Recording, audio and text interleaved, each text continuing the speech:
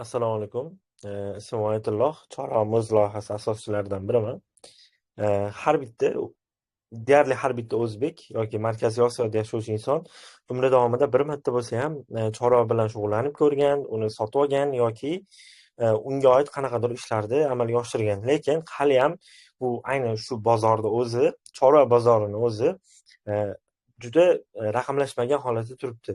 Umumiy vaznlar, misol uchun bozorga borib sotib olmoqchi bo'lsangiz, vaznni taxmin qilasiz. Bu kasalmi yoki yo'qmi, o'rtadagi yolg'onchi dallollarga ishonib qolasiz, yoki umumiy so'yishdan oldin u qanaqa holatdaligini siz bilmaysiz va bunga oid boshqa amallarda ham juda hali raqamlashmagan holatda turibdi.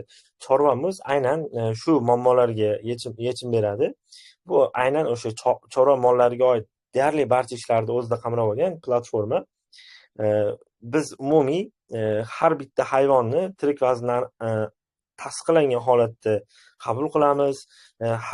Deyarli har bitta hayvonni o'zini pasporti bo'ladi. Oddiy qilib aytganda, u qachon emlanadi, qanaqa boqiladi, hammasi haqida to'liq bizda ma'lumot bo'ladi. Bu bitta marketplace qismi, ya'ni hayvonlarni oldi sotdisiga oid marketplace qismi.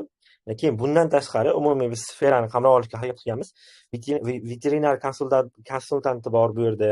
Har xil oziq-ovqatlarni yetkazib berish mumkin chorvaga oid va eng muhim qismlardan biri bu qassob xizmati. Ya'ni u qanaqa bo'ladi deyilsa, masalan, domda yashaydigan odamlar uchun aqiqa qilish mumkin, xudoyi qilish mumkin.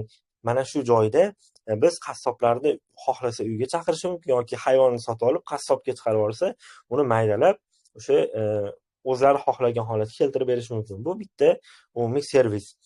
Va umumiy bundan tashqari o'sha veterinar qassoblardan tashqari biz eng muhim o'ylagan joyimiz o'zingizni hayvoningizni ishonchli boquvchilarga boqtirishingiz mumkin. So'nggi paytlarda bizda aynan shu narsa urfga kiryapti. O'zida ma'lum bir summa bo'lsa, hayvon sotib olib boquvchilarga berish mumkin. Bizda O'zbekistonda juda katta bozor bor bu qismda. Ya'ni deyarli har bitta uyda hayvon boqishga sharoit bor. Ishonchli boquvchilarni topamiz va o'zini hayvonini odamlar boqtirishi mumkin.